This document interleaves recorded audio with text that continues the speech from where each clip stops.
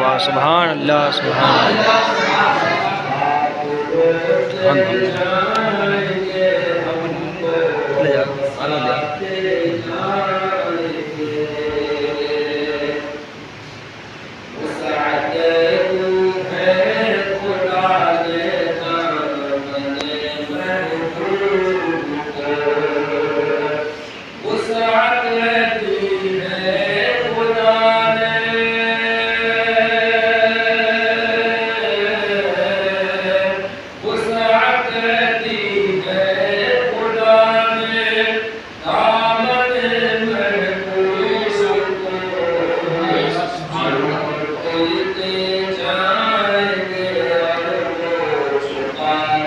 واہ واہ سبحان اللہ سبحان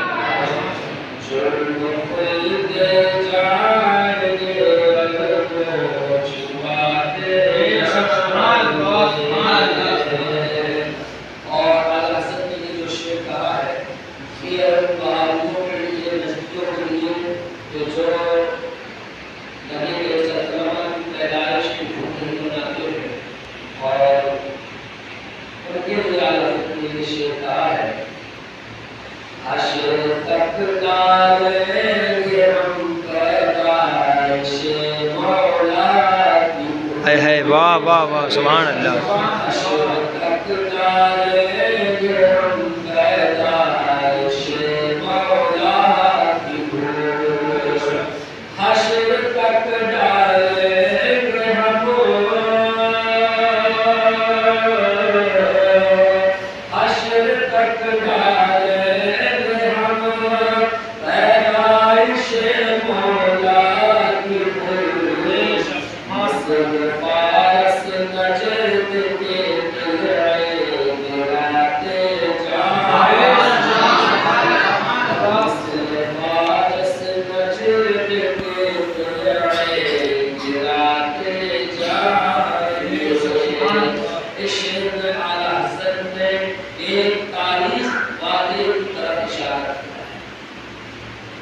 اللہ کے نبی صلی اللہ علیہ وسلم کی جب پیدائش ہوئی تو ایران میں اور فارس میں جو حکومتیں تھیں وہ حکومتیں پوری دنیا میں ان کی حکومت تھی اور کلچر رہا. ایران سپر پاور تھا, فارس سپر پاور تھا. اس دور میں ایران کا نام سن کر لوگ گھبرا جاتے. پوری دنیا میں ایرانیوں کی حکومت تھی, پوری دنیا میں فارسیوں کی حکومت رہی.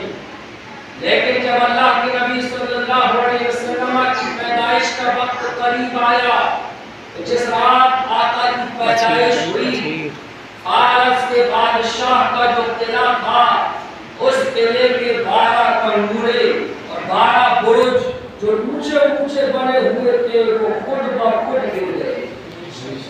اللہ کے نبی صلی اللہ علیہ وسلم کی پیدائش کے وقت اس کے قلعے میں دراریں پڑ گئی اور اس کا قلعہ ہر طرف سے ہل گیا.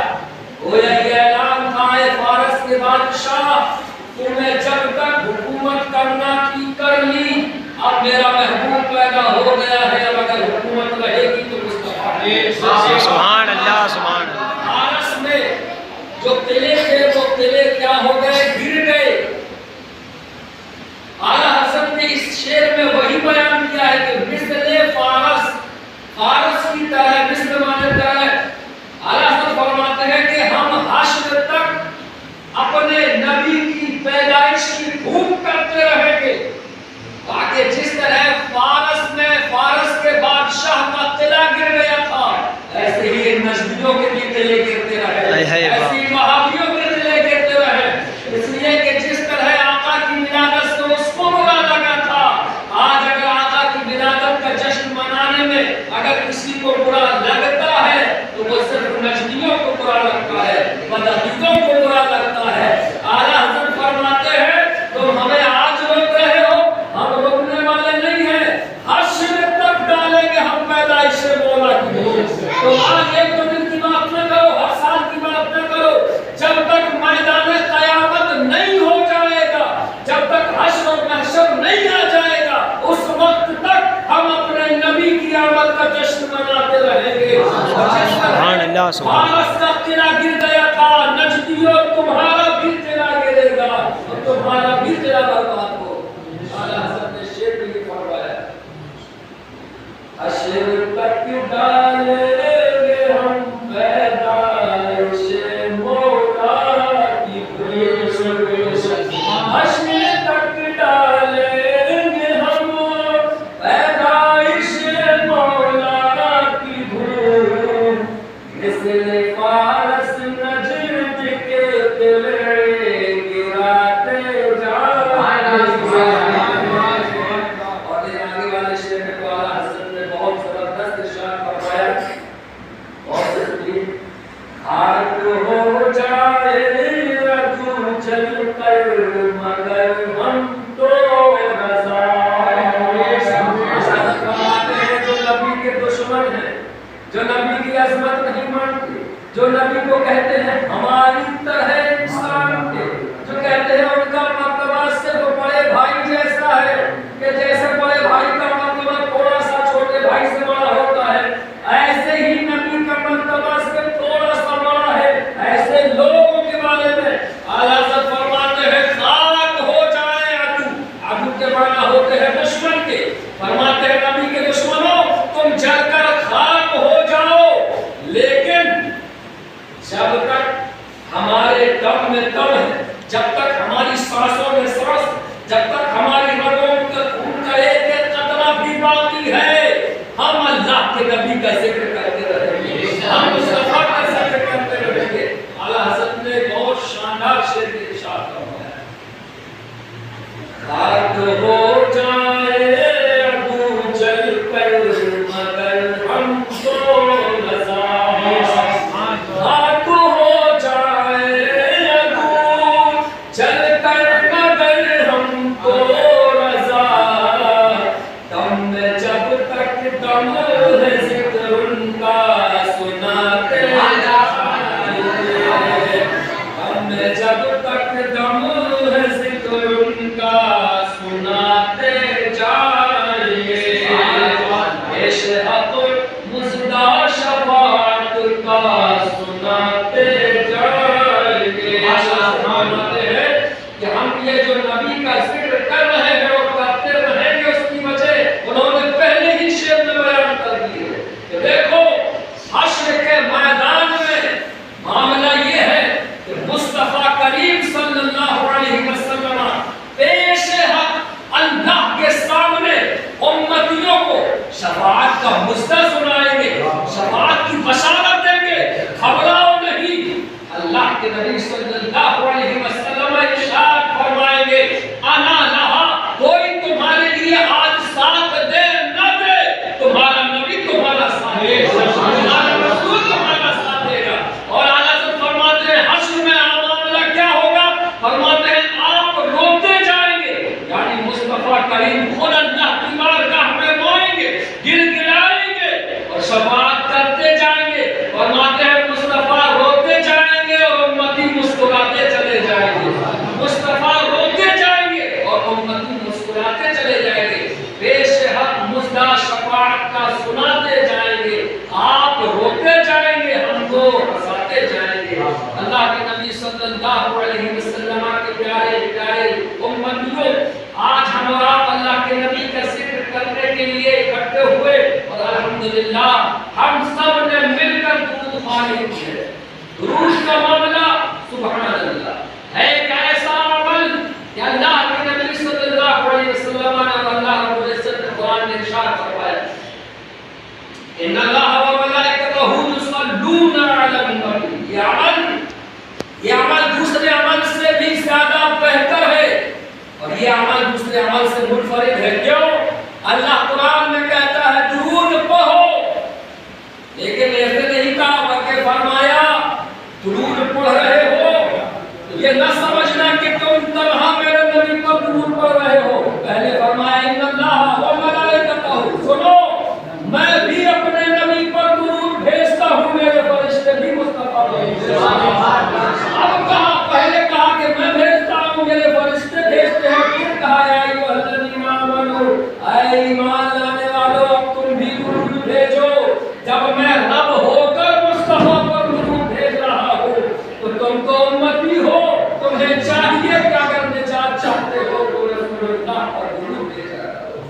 محترم درود کا معنی یہ ہے کہ جب بھی درود پاک پڑھا جاتا ہے اللہ کے نبی صلی اللہ علیہ وسلم کی بارگاہ میں فرشتے وہ درود اور مسکراہٹ لے کر پہنچاتے ہیں.